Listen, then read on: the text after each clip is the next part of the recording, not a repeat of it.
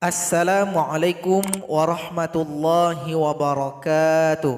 Sahabat pecinta Al-Quran semuanya, pada video kali ini kita akan membahas kembali bacaan gharib atau bacaan khusus yang ada di dalam Al-Quran. Bacaan khusus yang pertama bernama imalah. Imalah hanya satu di dalam Al-Quran, itu hanya terdapat di dalam surat Hud, surat yang ke-11 ayat 41. Perhatikan di bawah huruf ro ada tulisan kecil yang dibaca dan ditulis imalah. Adapun di Quran cetakan Madinah diberikan tanda sebagai berikut.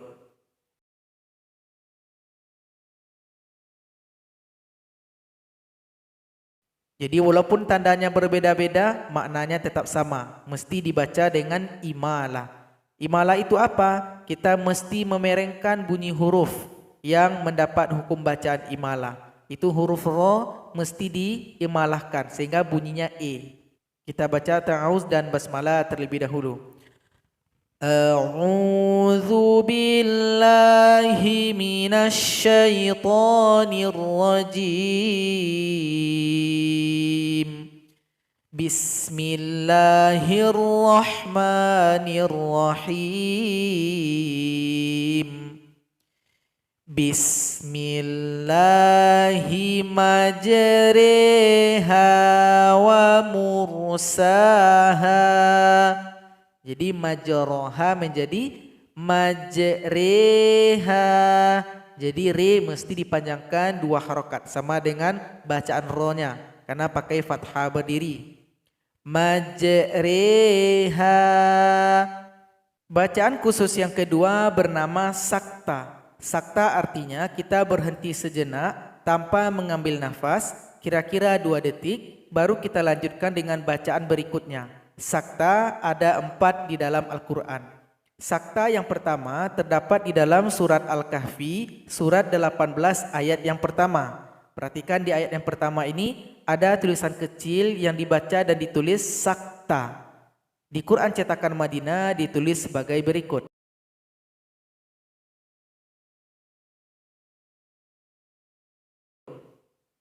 Walaupun tandanya berbeda-beda, namun maknanya sama, mesti dibaca dengan sakta. Kebetulan surat Al-Kahfi ini saktanya itu berada di akhir ayat, maka boleh dibaca dengan 2 cara. Boleh pakai sakta, boleh tidak pakai sakta. Jadi di sini kita dikasih pilihan. Kalau dengan sakta, maka kita tidak boleh menggabung dengan ayat yang berikutnya. Sehingganya di sini tidak boleh terjadi hukum bacaan ikhfa. Wajan qayyimah, nggak boleh seperti itu. Jadi mesti dijeda dulu baru digabung dengan kalimat berikutnya. Kita baca dulu dengan sakta. Walam yaj'al lahu iwaja. Jeda 2 detik. 1 2. Qayyiman liyunzira ba'san syadida. Jadi kita tetap panjangkan jim, tapi setelah itu kita tahan nafas 2 detik baru disambung. Kalau tanpa dengan sakta, kita jadikan di sini mad iwad. Walam yaj'al lahu iwaja. Ambil nafas. Qayyiman liyunzira ba'san syadida. Jadi ada 2 cara. Boleh dengan sakta, boleh tanpa dengan sakta. Namun mana yang lebih utama? Yaitu lebih utama kita baca dengan sakta. Tapi kalau nafasnya nggak sampai, boleh kita berhenti saja tanpa dengan sakta. Boleh ngambil nafas. Sakta yang kedua terdapat di dalam surat Yasin, surat 36 ayat 52. Perhatikan di sini ada tulisan kecil yang dibaca dan ditulis sakta. Di Quran cetakan Madinah ditulis sebagai berikut.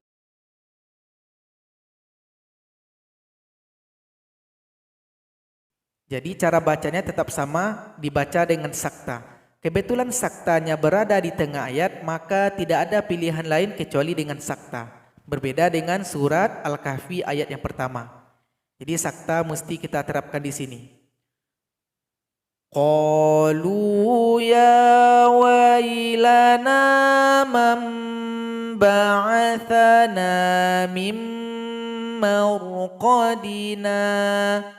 Hadza ma wa'ada ar-Rahman. Jadi setelah membaca mim marqadina, jeda 2 detik. 1 2. Hadza. Jadi enggak boleh disambung. Sakta yang ketiga terdapat di dalam surat Al-Qiyamah, surat 75 ayat yang ke-27. Di sini ada tulisan kecil sakta. Wa qila man raqa. Jadi enggak boleh disambung ya. Marraqa enggak boleh karena ada sakta, berarti dijeda dulu, dipisah, tahan 2 detik baru disambung. Sakta yang keempat atau yang terakhir terdapat di dalam surat Al-Mutaffifin, surat 83 ayat ke-14. Di sini ada lagi tulisan kecil sakta. Jadi enggak boleh digabung, mesti dijeda dulu di sini. Kalla bal rana ala qulubihim ma kanu yaksibun. Jadi dijeda dulu selama 2 detik baru digabung dengan kallabal. 1 2 rana ala. Bacaan khusus yang ketiga adalah naqal. Naqal artinya kita memindahkan harokat huruf.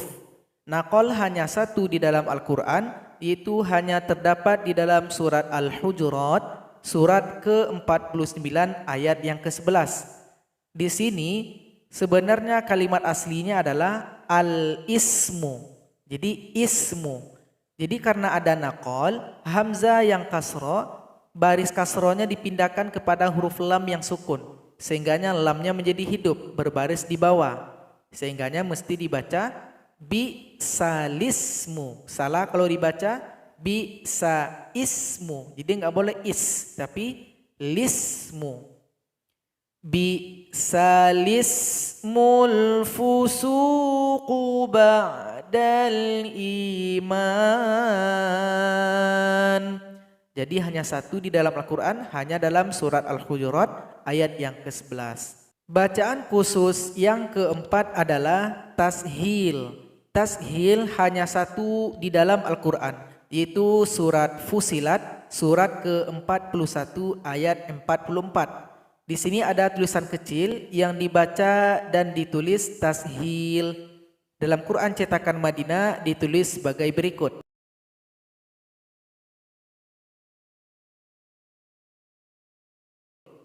Walaupun tandanya berbeda-beda, tapi ayat ini sama maksudnya, mesti dibaca dengan tashil. Jadi tashil ini kita mesti meringankan hamzah yang kedua. Di sini ada 2 buah hamzah, a. A yang kedua ini mesti kita ringankan. Kira-kira bunyinya sebagai berikut. A. Kira-kira seperti itu. Salah kalau dibaca a. Nggak boleh a. Tapi a. Coba kita baca. Jamiyyu wa arabi. Jamiyyu wa arabi. Bacaan khusus yang kelima bernama ishmam. Ishmam hanya satu di dalam Al-Quran, yaitu surat Yusuf, surat ke-12 ayat yang ke-11. Di sini ada tulisan kecil yang dibaca dan ditulis ishmam. Dalam Quran cetakan Madinah ditulis sebagai berikut.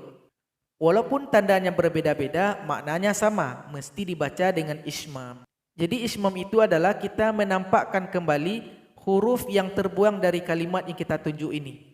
Jadi salah kalau kita baca dengan yang tertulis. La ta'manna. Nggak boleh dibaca seperti yang tertulis. Setelah kita cari, kalimat dasar dari la ta'manna adalah la ta'manuna. La ta'manuna. Jadi huruf nun yang dhamma yang berbunyi nu itu dia telah dibuang. Makanya kita mesti membaca dengan ishmam dan kita timbulkan kembali. Namun cara membaca nu itu ada 2 jenis. Yang pertama dengan ishmam, yang kedua bisa kita baca dengan raum. Raum itu artinya kita timbulkan sepertiga bunyi. Jadi supaya tidak ragu, di dalam ayat 11 ini ada dua cara baca. Bisa kita baca dengan ismam. Itu caranya sebagai berikut. Kalimat la ta'manna asal katanya adalah la ta'manuna. La ta'manuna. Jadi ada bunyi nu di situ. Bunyi nu ini mesti kita baca dengan dua cara. Yang pertama dengan ismam, artinya nu itu tidak boleh berbunyi. Dia hanya dengan isyarat bibir saja. Jadi volumenya hilang semuanya.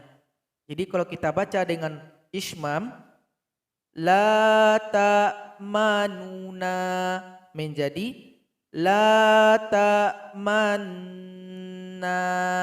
Jadi tetap didengungkan sebagai ganti kita untuk membunyikan huruf nu. La ta'manna, la ta'manna. Jadi bunyinya sama dengan la ta'manuna, tapi bunyi nu itu kita baca dalam hati saja dan kita ganti dengan isyarat bibir saja. Kemudian ayat ini juga bisa dibaca dengan raum, artinya sepertiga bunyi ada yang keluar. Jadi beda dengan ismam. Jadi raum ini masih ada volumenya sepertiga. La ta'manuna menjadi la ta'manunna, la ta'manunna, nunna, nunna. Kira-kira seperti itu bunyinya. Mari kita baca ta'uz dan basmalah. A'udzu billahi minasy syaithanir rajim.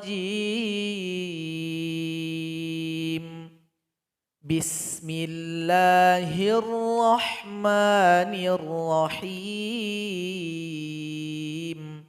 Kita baca dengan ismam terlebih dahulu. Qalu ya abana malaka la ta'manna ala Yusuf wa inna lahu lanasihun. Kalau dengan raum, qalu ya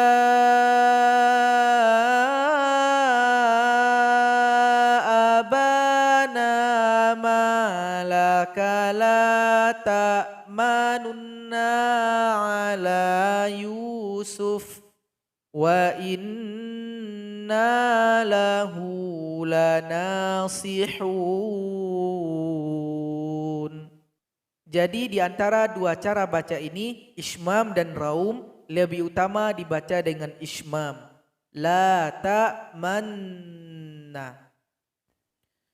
Bacaan khusus yang terakhir bernama ibdal. Ibdal artinya kita mesti mengganti huruf ketika membacanya. Ibdal hanya satu di dalam Al-Quran, yaitu terdapat di dalam surat Al-Ahqaf, surat ke-46 ayat yang keempat. Perhatikan di sini ada huruf alif yang tidak punya harokat. Jadi di sini mesti ada ibdal nanti. Nah, jadi di sini ada dua cara baca. Cara baca yang pertama kita mesti gabung dengan kalimat sebelumnya. Jadi waqaf sodlam abaikan saja. Jadi kalimat yang ada sebelumnya huruf ta yang kasroh kita masukkan ke huruf hamzah yang sukun. Am lahum syirkun fis samawati tuni. Nah, jadi mungkin tidak ada yang ragu pada pembahasan yang pertama. Itu cara baca yang pertama. Cara baca yang kedua, kita mesti berhenti di sini. Am lahum syirkun fis samawat. Nah, baru terjadi ibdal ketika kita memulai dari huruf alif ini. Huruf alif mesti kita kasih harokatnya. Apa harokatnya? Itu harokat kasroh. Karena kita melihat kalimat dasar dari kalimat ini. Jadi kata dasar kalimat yang kita tunjuk tadi adalah ata, ya'ti. Ini kata dasarnya. Bagaimana cara pemberian barisnya? Baru kita lihat huruf yang ketiga. Huruf yang ketiga berharokat kasroh. Sehingganya berbunyi i pada huruf alifnya. I'ti.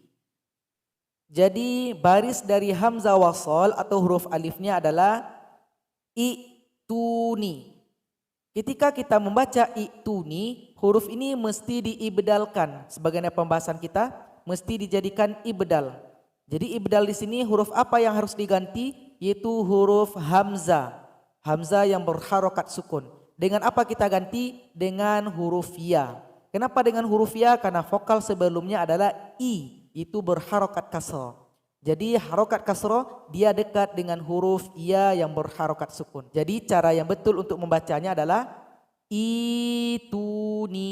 Sehingganya i menjadi mad ya atau menjadi mad asli. Sehingganya dipanjangkan 2 harokat atau 2 ketukan atau selama 2 detik. Jadi cara baca yang kedua adalah am lahum syirkum fis samawat